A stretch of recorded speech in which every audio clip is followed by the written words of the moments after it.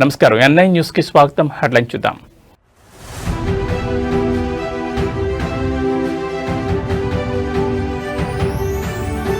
గత అసెంబ్లీలో గంజాయిపై యుద్ధం. గంజాయి రవాణాపై ఉక్కుపాదం మోపుతున్న కూటమి ప్రభుత్వం.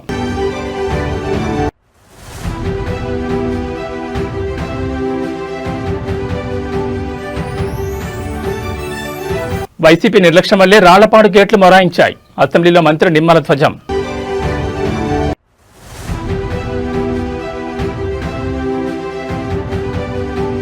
నేడు ముంబై, రేపు ఢిల్లీకి సీఎం రేవంత్ రెడ్డి. కాసేపట్లో మున్సిపల్ శాఖపై కీలక సమీక్ష.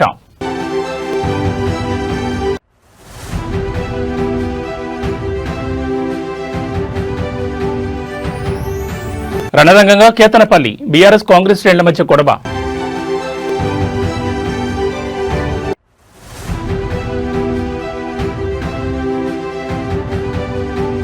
సినీ నటి ప్రత్యూష మృతి కేసులో తీర్పు. సిద్ధార్థరెడ్డి లొంగిపోవాలంటూ సుప్రీంకోర్టు ఆదేశం. ఇక వివరాలు చూస్తే ఏపీ అసెంబ్లీ సమావేశాలు 4వ రోజు ప్రారంభమయ్యాయి. శాసనసభ మొదలైన వెంటనే డిప్యూటీ స్పీకర్ రఘురామకృష్ణరాజు ప్రశ్నోత్తరాలు చేపట్టారు. ఆంధ్ర, ఒడిశా సరిహద్దులో గంజాయి నియంత్రణపై పాలకొండ ఎమ్మెల్యే నిమ్మక జయకృష్ణ ప్రశ్నలు లేవనెత్తారు. హోంమంత్రి వంగలపూడి అంతే సమాధానమిస్తూ ప్రస్తుతం రాష్ట్రంలో గంజాయి నియంత్రణలో ఉందని, కూటమి ప్రభుత్వం రాగానే గంజాయిపై ఉక్కుపాదం మోపినట్టు తెలిపారు. వైసీపీ హయాంలో రాష్ట్రం గంజాయి కేంద్రంగా మారిందని విమర్శించారు. గత ప్రభుత్వంలో నియంత్రణ లేకుండా పోయిందని హోంమంత్రి ఆరోపించారు. కూటమి ప్రభుత్వం ఏర్పడిన వెంటనే గంజాయి రవాణా, సాగుపై కఠిన చర్యలు చేపట్టిందని వివరించారు. ఈగల్ విభాగాన్ని ఏర్పాటు చేసి గంజాయి రవాణాకు అడ్డుకట్ట వేసినట్లు చెప్పారు. రాష్ట్ర వ్యాప్తంగా 30 చెక్ పోస్టులను ఏర్పాటు చేసి గంజాయి రవాణాను అరికట్టామని తెలిపారు. గంజాయి సాగు, రవాణాపై నిరంతర నిఘా పెట్టామన్నారు. 47 ప్రాంతాల్లో డ్రోన్ల ద్వారా నిఘా చేసి అక్రమ సాగును గుర్తించి ధ్వంసం చేస్తున్నామని వివరించారు. గంజాయి తరలించే వారిపై 1400కు పైగా కేసులు నమోదు చేస్తామని మంత్రి తెలిపారు. గంజాయి వల్ల కలిగే దుష్ఫలితాలపై ప్రజల్లో అవగాహన కల్పిస్తున్నామని అన్నారు. పొరుగు రాష్ట్రాల పోలీసు యంత్రాంగంతో సమన్వయం చేసుకుంటున్నామని హోంమంత్రి వంగలపూడి అనిత పేర్కొన్నారు. 2019 తర్వాత గంజా సాగు ఇంచుమించుగా ఎలా అయిపోయిందంటే గాంజా ఆంధ్రప్రదేశ్గా మన సంగతి మనందరికీ తెలుసు. తర్వాత మనకి ఎన్డీఏ గవర్నమెంట్ వచ్చిన తర్వాత ఇమీడియట్గా దాన్ని ఈగల్ మనం స్థాపించుకొని ఈగల్ ద్వారా మ్యాక్సిమం గంజా సాగునైతే అధ్యక్ష నేను చాలా హ్యాపీగా చెప్పగలను, గర్వంగా కూడా చెప్పగలను. ఈరోజు ఆంధ్రప్రదేశ్లో గంజా సాగు అనేది జీరో కల్టివేషన్ అధ్యక్ష. ఇప్పుడు ఇంటర్ స్టేట్ చెక్ పోస్టుల కింద సుమారుగా 5 జిల్లాల్లోని కూడా దగ్గర 35కు పైగా చెక్ పోస్టులు పెట్టుకున్నాం అధ్యక్ష. ఆ చెక్ పోస్టుల దగ్గర కూడా ఎస్పెషల్లీ ఇప్పుడు మనకి పాలకొండ కాన్స్టిట్యుయెన్సీకి సంబంధించి రాయగడ, గునుపూర్ దగ్గరలో ఉంటుంది అధ్యక్ష. అక్కడ బత్తిలి అని ఒక చెక్ పోస్ట్ కూడా ఏర్పాటు చేసుకోవడం జరిగింది. ఆ బత్తిలి చెక్ పోస్ట్ కూడా చాలా ఎఫెక్టివ్ గా పనిచేయడం వల్ల అట్ ద సేమ్ టైం అక్కడ ఎస్పీ మన్యం జిల్లా ఎస్పీ గారు, అదేవిధంగా అక్కడ రాయగడ ఎస్పీ గారు నిరంతరం కోఆర్డినేషన్ చేయడం వల్ల అటువైపు నుంచి మాక్సిమం ట్రాన్స్పోర్టేషన్ కూడా తగ్గే పరిస్థితి కూడా వచ్చింది అధ్యక్ష. ఇమీడియట్ గా ఎవరైనా ట్రాన్స్పోర్ట్ చేసే పరిస్థితి ఉన్నా కూడా ఇమీడియట్ గా మన డిపార్ట్మెంట్ వాళ్ళు, ఈగల్ డిపార్ట్మెంట్ వాళ్ళు వెళ్ళి పట్టుకోవడం, వాళ్ళు వెంటనే ఎన్డీపీఎస్ యాక్ట్ల కింద వాళ్ళని అరెస్ట్ చేయడం కూడా జరుగుతుంది. జిల్లాలు దాటి బయటకు వచ్చే పరిస్థితులు కూడా లేకుండా ఇమీడియట్ గా చేయడం జరుగుతుంది. అదేవిధంగా అక్కడ అవేర్నెస్ ప్రోగ్రామ్స్ కి కూడా అధ్యక్ష ఇంచుమించుగా ఓన్లీ ఈ మన్యం జిల్లా అంటే ఉత్తరాంధ్రకి సంబంధించిన 5 జిల్లాల్లోని దగ్గర 47 డ్రోన్స్ ని కూడా వైజాగ్ రేంజ్ లో 47 డ్రోన్స్ ఎస్పెషల్లీ గాంజా కల్టివేషన్ మీద, గాంజా ట్రాన్స్పోర్టేషన్ మీద ఒక సర్వేలెన్సెస్ కూడా నడుపుతున్నామని చెప్పడానికి కూడా హ్యాపీ ఫీల్ అవుతున్నాను అధ్యక్ష. మా విశాఖపట్నం రేంజ్ డిఐజీ గోపీనాథ్ జెట్టి గారు కూడా ఒక కార్యక్రమం తీసుకున్నారు. పాయక్రోపేట టు ఇచ్చాపురం అభ్యుదయం అని చెప్పి ఒక సైకిల్ యాత్ర, కంటిన్యూస్ గా సైకిల్ యాత్ర చేస్తూ ప్రతి గ్రామాన్ని కూడా టచ్ చేసుకుని అవేర్నెస్ ప్రోగ్రామ్ తీసుకుని వెళ్ళారు అధ్యక్ష. ముగింపు కూడా మన ఇచ్చాపురం శాసనసభ్యులు అశోక్ గారి ఆధ్వర్యంలో చాలా మంచిగా జరిగింది. ఏపీ అసెంబ్లీలో ప్రశ్నోత్తరాలు కొనసాగుతున్నాయి. ప్రకాశం జిల్లాలోని రాళ్లపాటు రిజర్వాయర్ ఎడమ కాలువ పనుల పురోగతిపై సభ్యులు అడిగిన ప్రశ్నలకు మంత్రి నిమ్మల రామానాయుడు సమాధానమిచ్చారు. రాళ్లపాటు రిజర్వాయర్ 1.10 టీఎంసీ నీటి నిల్వ సామర్థ్యంతో 16,000 ఎకరాల సాగు, 116 గ్రామాలకు తాగునీరు అందిస్తోందని తెలిపారు. కుడి కాలువ ద్వారా 14,500 ఎకరాలు, ఎడమ ప్రధాన కాలువ 1,500 ఎకరాలకు సాగునీరు అందుతోందని మంత్రి వివరించారు. నాడు టీడీపీ ప్రభుత్వం రాళ్లపాడు ఎడమ ప్రధాన కాలువ విస్తరణకు 36.50 కోట్ల నిధులు కేటాయించి పనులు చేపట్టినట్లు తెలిపారు. అయితే గత వైసీపీ ప్రభుత్వం పనులను రద్దు చేసి టెండర్లను ఫ్రీ క్లోజర్ చేస్తుందని విమర్శించారు. నాటి వైసీపీ ప్రభుత్వంలో రిజర్వాయర్ గేట్ల మరమ్మతులకు గ్రీజ్ పెట్టడానికి, మెయింటెనెన్స్ పనులకు ₹1 కూడా ఇవ్వలేదని తెలిపారు. గత ప్రభుత్వ నిర్లక్ష్యం కారణంగా 2024 డిసెంబర్లో కుడి కాలువకు నీరు వదిలేందుకు స్టాఫ్ లాక్ గేట్లు ఎత్తేందుకు ప్రయత్నిస్తే గేటు లేవని పరిస్థితి నెలకొందన్నారు. రిజర్వాయర్ నిండుగా ఉన్నా సకాలంలో నీరు అందక రైతులు పంటలు ఎండిపోయే పరిస్థితి వచ్చిందన్నారు. వైజాగ్, పోలవరం నుంచి ట్రబుల్ షూటర్ పరశురామరెడ్డి వంటి నిపుణులను తీసుకొచ్చిన స్టాఫ్ లాక్ గేట్ ఎత్తలేకపోయారని తెలిపారు. వెంటనే జిల్లా కలెక్టర్ ప్రాజెక్టు అధికారులతో మాట్లాడి మోటార్లు ఏర్పాటు చేసి రైతులకు సాగునీరు అందించామని మంత్రి వెల్లడించారు. ఏదైతే రాళ్లపాడు రిజర్వాయర్ ప్రాజెక్టు మరి 16,000 ఎకరాల సాగునీరుకి 116 గ్రామాల త్రాగునీరుకి 1.10 టీఎంసీల సామర్థ్యంతో నిర్మాణం చేసినటువంటి రిజర్వాయర్ అధ్యక్ష.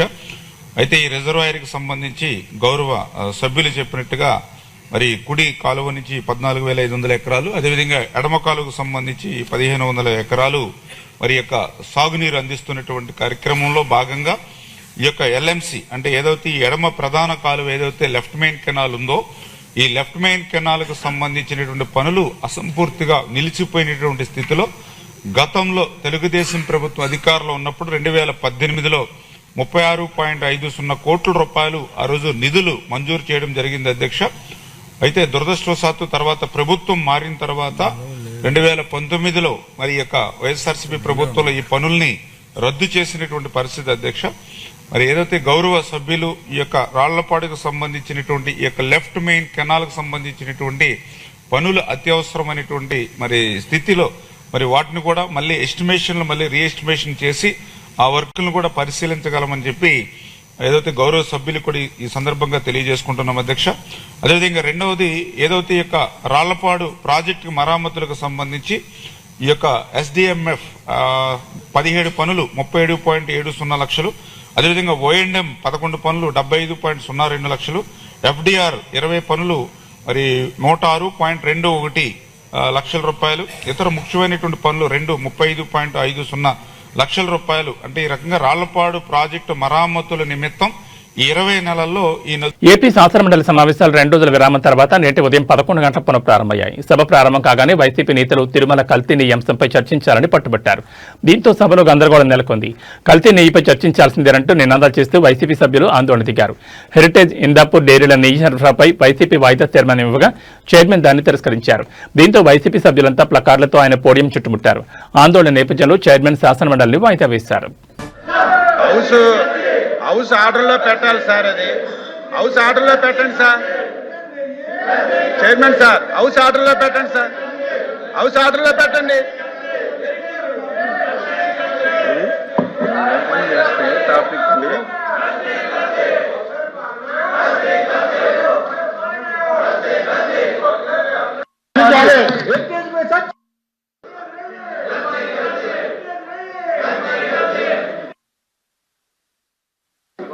వైసీపీ వాళ్ళు చేసిన పాపాల నుంచి ప్రజల దృష్టి మరల్చడానికి ఈ డ్రామా ఆడతారు అధ్యక్ష.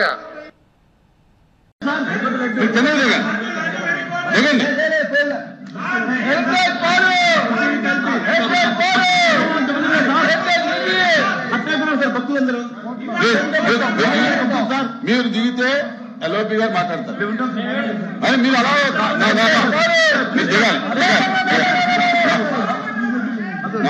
దిగాలి, మీరు దిగాలి.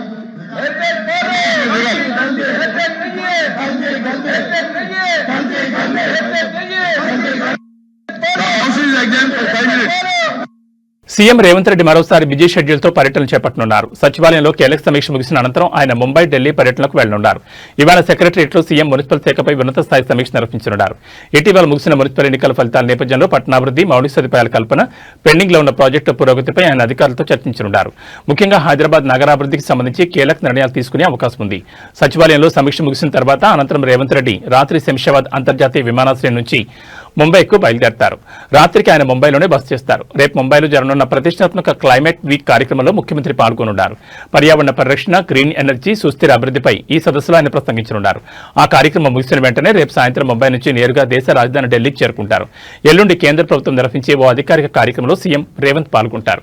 ఈ సందర్భంగా రాష్ట్రానికి సంబంధించిన పెండింగ్ నిధులు, విభజన హామీలు, అభివృద్ధి ప్రాజెక్టుల విషయంలో కేంద్ర మంత్రులతో భేటీ అయ్యే అవకాశం ఉంది.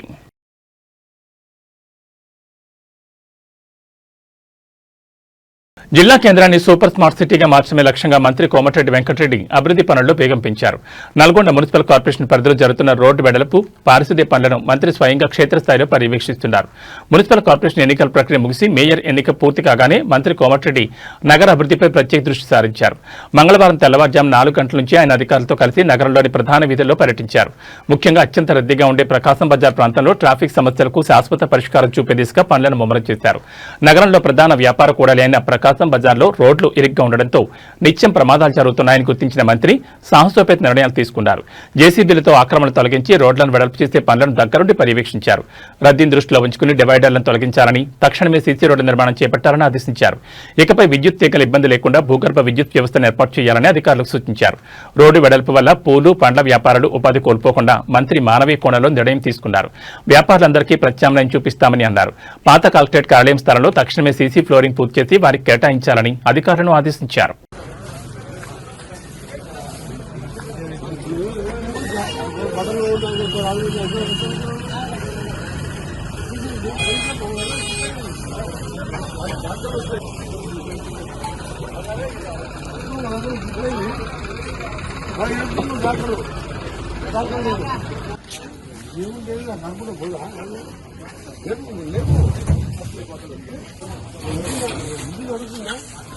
నడుస్తుంది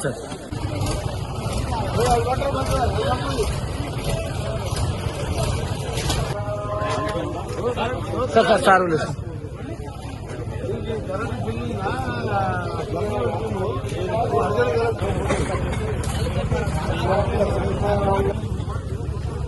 ఇది నమ్మను నమ్మను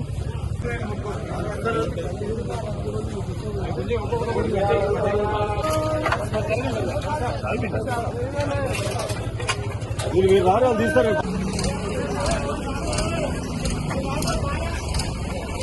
మంచిర్యాల జిల్లా కేతనపల్లిలో మున్సిపల్ చైర్మన్, వైస్ చైర్మన్ ఎన్నికల్లో ఉద్రిక్తత నెలకొంది. కేతనపల్లి మున్సిపల్ కార్యాలయానికి బీఆర్ఎస్, సిపిఐ అభ్యర్థులు భారీ బందోబస్తు చేరుకున్నారు.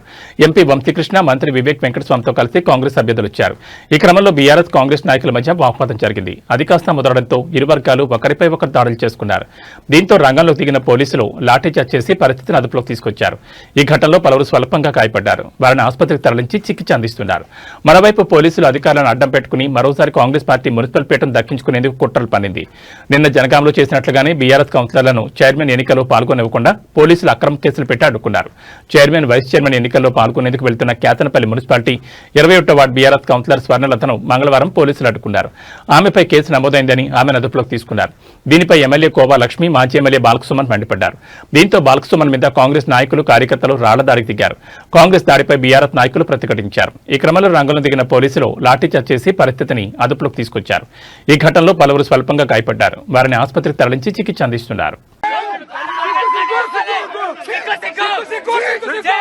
ఇది ప్రజాస్వామ్యమా? ఇదేనా ప్రజాస్వామ్యం?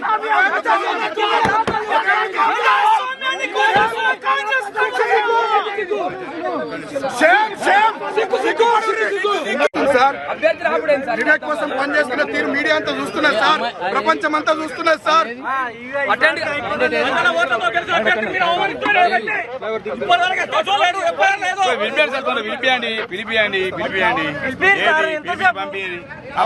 కానీ నడవండి నడవండి, మంచిది ఎస్పీ సాబ్, అన్ని జనం చూస్తున్నారు, ప్రజలు చూస్తున్నారు.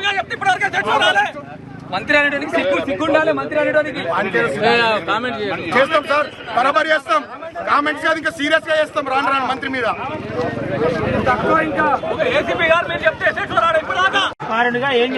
వాళ్ళకి చెప్పేది ఏముంది, పోలీసులంతా కాంగ్రెస్ పార్టీ ఏజెంట్లు, ఇక్కడ ఉండే ఎస్ఐ శ్రీధర్ తో సహా, ఏసీపీలు, తర్వాత సిఐలు. సరే మా టైం కాదు ఇప్పుడు, కాంగ్రెస్ టైం, మా టైం వస్తుంది. నా ఏజ్ 42, ఇంకా 30-35 ఏళ్ళు ఈ ఏరియాలో రాజకీయాలు చేస్తే ప్రజా జీవితంలో ఉంటా. మా టైం వస్తుంది, చూసుకుందాం. జై తెలంగాణ. కాంగ్రెస్ పార్టీకి ఊడిగం చేస్తుంది మంత్రి వివేక్, ఊడిగం చేస్తుంది. It's shame. నేను 10 ఏళ్ళు గవర్నమెంట్ నడిపిన, 5 ఏళ్ళు ఎంపీ, 5 ఏళ్ళు ఎమ్మెల్యే, గవర్నమెంట్ విప్పు. నేను ఇట్లా చేయాలి, ఇట్లా వాడాలి. మీ పోలీసులను మిస్టర్ రాజ్ కుమార్, వెంకటేశ్వర్ గారు, రాజశేఖర్, నేను అందరినీ చూస్తున్నాను. నేను పోలీసు వాళ్ళను మళ్ళా 2 ఏళ్ళకి గవర్నమెంట్ వస్తుంది, మళ్ళా వస్తుంది గవర్నమెంట్, గుర్తుపెట్టుకోండి. మళ్ళా గవర్నమెంట్ వస్తుంది. వీడు వివేక్ అంటే శాశ్వతం కాదు. వివేక్ అంటే శాశ్వతం కాదు సార్. వివేక్ అంటే నేను కూడా పర్సనల్ గా నేను రెస్పెక్ట్ ఇస్తా. మంత్రిగా ఆయన చేస్తున్న రచకం కరెక్ట్ కాదు. చెన్నూరులో 11 వచ్చినాయి కాంగ్రెస్ కు, నేను డిస్టర్బ్ చేస్తున్నాను 18లో. ఇక్కడ 22లో మాకు 14 వచ్చినాయి. Why is disturbing? డెమోక్రసీ ఉన్నట్ట సచ్చినట్ట? మీరు కూడా ఇంతకుముందు మా గవర్నమెంట్ డ్యూటీలు చేసిన పోలీసు వాళ్ళు. ఇంత దుర్మార్గమైంది పోయి పోలీసు వాళ్ళు. మీరు కూడా మరి కాంగ్రెస్ బట్టలు వేసుకున్నారు. కొంచెం సరే మీకు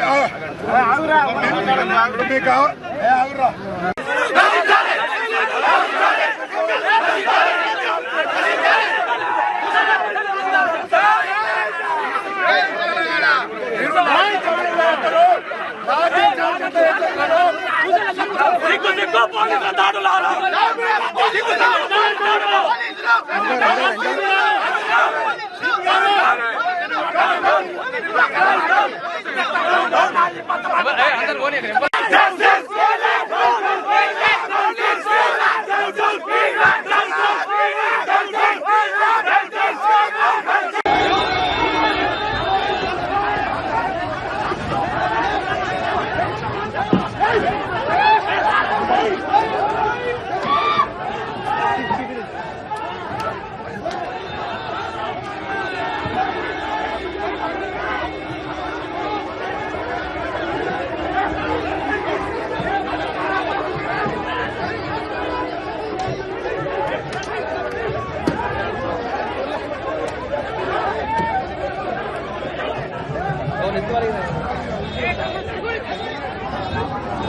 తలకాయ వలిగింది అన్న రక్తం వెళ్తాం తలకాయ వలిగింది.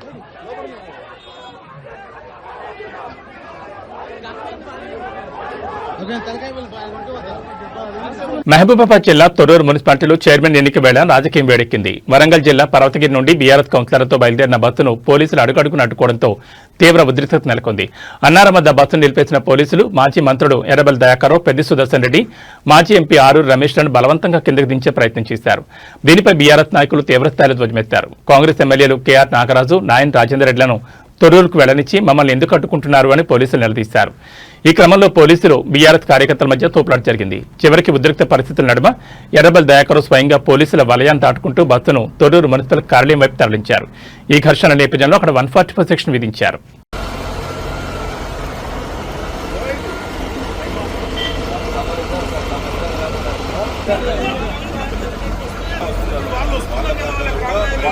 వాళ్ళని కూడా ఆపేరు సార్, ఆపేసారు సార్, ఆపేసారు సార్.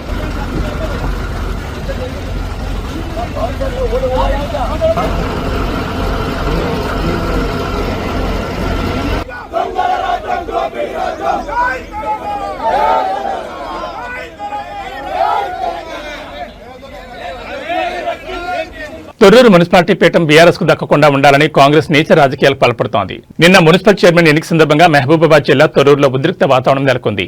దీంతో చైర్మన్ ఎన్నికను ఇవాళకి వాయిదా వేశారు. ఈ నేపథ్యంలో మున్సిపల్ చైర్మన్ పీఠం దక్కించుకునేందుకు కాంగ్రెస్ కుట్రలు పంతోంది. ఈ క్రమంలోనే మున్సిపల్ చైర్మన్ ఎన్నికకు వెళ్లకుండా ఇన్ఛార్జీలు మధుసూదనాచారి, సత్యవతి రాథోడ్ను పోలీసులు అడ్డుకున్నారు. తొర్రూరు వెళ్లకుండా మహబూబాబాద్ లోనే సత్యవతి రాథోడ్ను హౌస్ అరెస్ట్ చేశారు.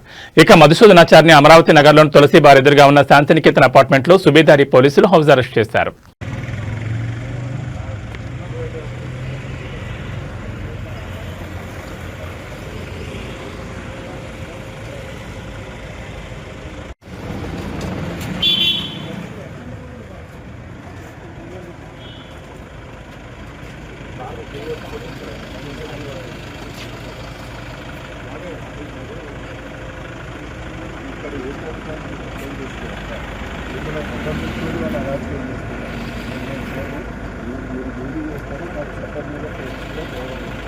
కానీ నాకు మెజార్టీ ఉన్న చోట వాళ్ళు అరాచకం చేసుకుంటా ఏం పోకుండా మీరు ఆపి ఏమి మీరు సపోర్ట్ చేసుకున్నట్టు అంటే ఇంట్రెస్ట్గా ఏంటంటే ఈ గొడవలు జరుగుతున్న ఉద్దేశంతో గొడవలు పోతాను కదా పోతాను కదా అక్కడ పోతే అవకాశాలు ఎట్టి పరిస్థితులలో మీరు వచ్చి నన్ను అరెస్ట్ చేస్తున్నారు. నేను శాంతి భద్రతలకు వివాదం అందించాలని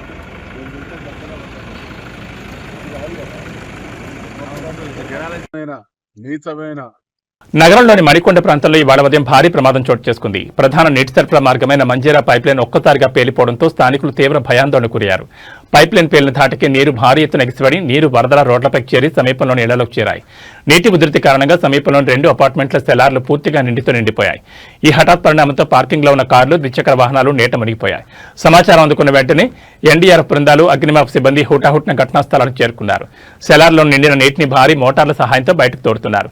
గత 2 గంటలుగా అధికారులు, సిబ్బంది యుద్ధ ప్రాతిపదికన సహాయక చర్యలు చేపడుతున్నారు. అదేవిధంగా మంజీరా నీటి సరఫరాను అధికారులు తాత్కాలికంగా నిలిపివేశారు. అకస్మాత్తుగా జరిగిన ఈ ప్రమాదంతో అపార్ట్మెంట్ వాసులు తీవ్ర ఇబ్బందులు పడుతున్నారు.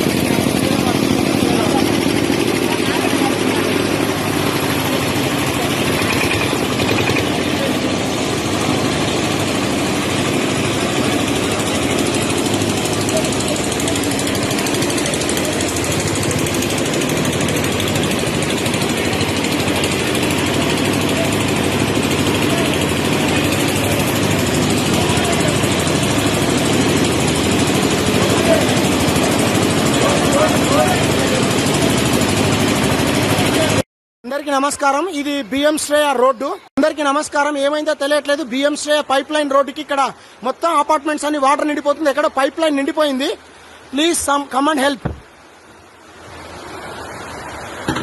ఓబుళాపురం మైనింగ్ కంపెనీ అక్రమ మైనింగ్ కేసులో సీనియర్ ఐఏఎస్ అధికారిని శ్రీలక్ష్మికి గట్టి ఎదురుదెబ్బ తగిలింది. ఈ కేసు నుంచి తనను విముక్తి చేయాలని ఆమె దాఖలు చేసిన డిశ్చార్జ్ పిటిషన్ను దేశ అత్యున్నత న్యాయస్థానం సుప్రీంకోర్టు కొట్టివేసింది. గతంలో తెలంగాణ హైకోర్టు ఇచ్చిన తీర్పును సమర్థిస్తూ ఆమె విచారణను ఎదుర్కోవాల్సిందేనని స్పష్టం చేసింది. ఐఏఎస్ శ్రీలక్ష్మి దాఖలు చేసిన డిశ్చార్జ్ పిటిషన్ను ఇదివరకే తెలంగాణ హైకోర్టు తిరస్కరించిన విషయం తెలిసిందే. కానీ కోర్టు తీర్పును సవాల్ చేస్తూ ఆమె సుప్రీంకోర్టును ఆశ్రయించారు. ఈ మేరకు ఆమె డిశ్చార్జ్ పిటిషన్పై విచారణ చేపట్టిన కోర్టు తెలంగాణ హైకోర్టు ఇచ్చిన ఆదేశాల్లో జోక్యం చేసుకోవడానికి ధర్మాసనం నిరాకరించింది. సిబిఐ సమర్పించిన ఆధారాలు ప్రాథమికంగా బలమైనవిగా ఉన్నాయని న్యాయస్థానం అభిప్రాయపడింది. గాలి జనార్దన్ రెడ్డికి చెందిన ఓఎంసీకి మైనింగ్ లీజులు కట్టబెట్టే క్రమంలో శ్రీలక్ష్మి అనేక అక్రమాలకు పాల్పడ్డారని సిబిఐ తన ఛార్జ్షీట్లో స్పష్టంగా పేర్కొంది. ప్రభుత్వ నిబంధనల ప్రకారం గన్లను సొంత పరిశ్రమల అవసరాలకు మాత్రమే కేటాయించాలని, కానీ శ్రీలక్ష్మి తన అధికార పరిధిని మించి ప్రభుత్వ ఉత్తర్వుల నుండి క్యాప్2 అనే పదాన్ని తొలగించారని ఆరోపించారు. దీంతో నిందితుల ఖనిజాన్ని బహిరంగ మార్కెట్లో అమ్ముకుని భారీగా లాభ పట్టానికి దారులు తీశారని సిబిఐ తరపు న్యాయవాది వాదనలు వినిపించారు. శ్రీలక్ష్మి పదవిలో ఉన్న కాలంలోనే ఆమె మరిది పేరుతో భారీగా అక్రమాస్తులు కూడబెట్టారని, ఇవన్నీ మైనింగ్ కేటాయింపులకు ప్రతిఫలంగా వచ్చినవేనని సిబిఐ కోర్టు దృష్టికి తీసుకెళ్లింది. సుప్రీంకోర్టు తాజా నిర్ణయంతో శ్రీలక్ష్మిపై సిబిఐ కోర్టులో విచారణ ముమ్మరం కానుంది. ఇప్పటికే ఈ కేసులో ప్రధాన నిందితుడు గాలి జనార్దన్ రెడ్డి సహా పలువురికి జైలు శిక్షలు ఖరారైన నేపథ్యంలో ప్రస్తుతం సీనియర్ ఐఏఎస్ శ్రీలక్ష్మి కూడా ఉచ్చు బిగిస్తోంది.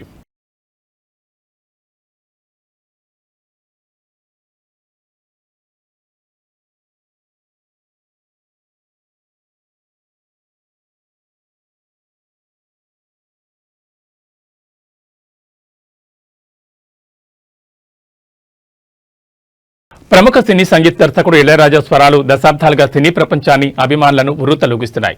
ఆయన సొంత పాటలపై హక్కుల కోసం జరుగుతున్న చట్టపరమైన పోరు ఇప్పుడు కీలక మలుపు తీసుకుంది. ఢిల్లీ హైకోర్టు తాజాగా ఇచ్చిన మధ్యంతర ఉత్తర్వులు ఇళయరాజాకు ప్రతికూలంగా మారాయి. 1976 నుంచి 2001 మధ్యకాలంలో ఇళయరాజా సంగీతం అందించిన 134 సినిమాల ఆడియో హక్కులు ప్రముఖ ఆడియో సంస్థ సరిగమకే చెందుతాయని కోర్టు స్పష్టం చేసింది.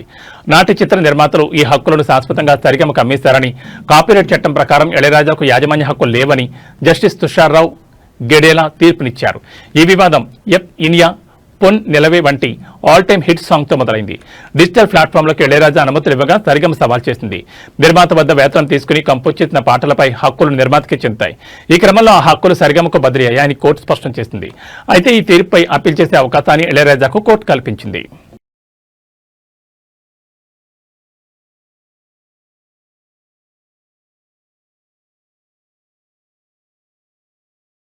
ప్రముఖ టాలీవుడ్ సినీ నటి ప్రత్యూష మృతి కేసులో సుప్రీంకోర్టు తుది తీర్పును వెలువరించింది. 2 దశాబ్దాలకు పైగా నడుస్తున్న ఈ కేసులో జస్టిస్ మనోజ్ మిశ్రా, జస్టిస్ మన్మోహన్తో కూడిన ధర్మాసనం కీలక తీర్పును వెలువరించింది.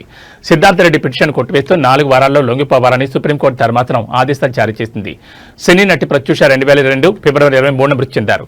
ఈ కేసులో నిందితుడు సిద్ధార్థ రెడ్డికి హైదరాబాద్ మెట్రోపాలిటన్ సెషన్స్ కోర్టు 5 ఏళ్లు జైలు శిక్ష విధించింది.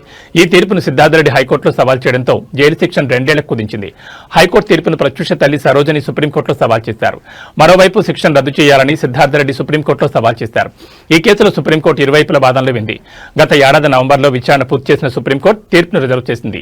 ఈ కేసుకు సంబంధించి 24 ఏళ్ల తర్వాత ఈ రోజు తీర్పును వెలువరిస్తూ సిద్ధార్థరెడ్డిని లొంగిపోవాలని ఆదేశించింది. 2002లో తాను ప్రత్యూష పురుగులమని తాగి ఆత్మహత్యకు ప్రయత్నించామని, తాను ఆసుపత్రిలో చికిత్స పొందడంతో ప్రాణాలతో బయటపడ్డానని సిద్ధార్థరెడ్డి చెబుతున్నారు. తన కూతురు ఆత్మహత్యకు సిద్ధార్థరెడ్డి కారణమని సరోజిని ఆరోపించారు.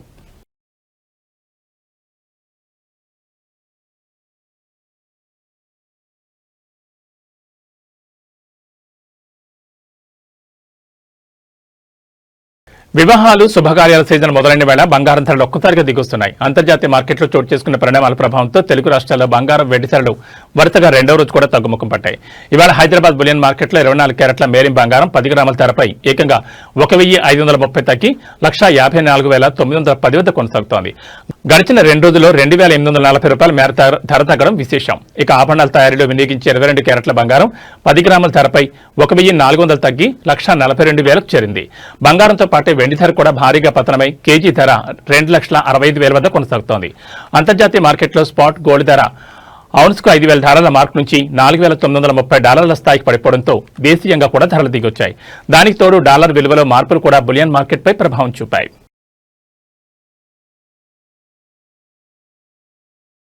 ఇక బులెటిన్ ముగించే ముందు హెడ్లైన్స్ మరోసారి.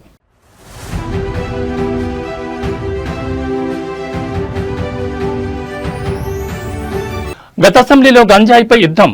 గంజాయి రవాణాపై ఉక్కుపాదం మోపుతున్న కూటమి ప్రభుత్వం.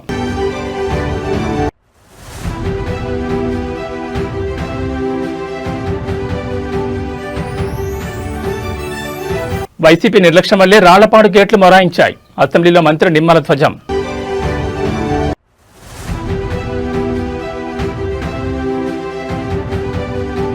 నేడు ముంబై, రేపు ఢిల్లీకి సీఎం రేవంత్ రెడ్డి. కాసేపట్లో మున్సిపల్ శాఖపై కీలక సమీక్ష.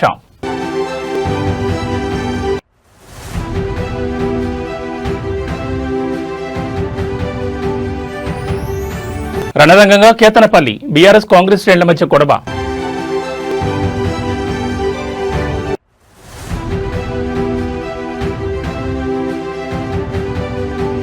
సినీ నటి ప్రత్యూష మృతి కేసులో తీర్పు. సిద్ధార్థరెడ్డి లొంగిపోవాలంటూ సుప్రీంకోర్టు ఆదేశం. ఇవి బులెటిన్ విశేషాలు. నమస్కారం.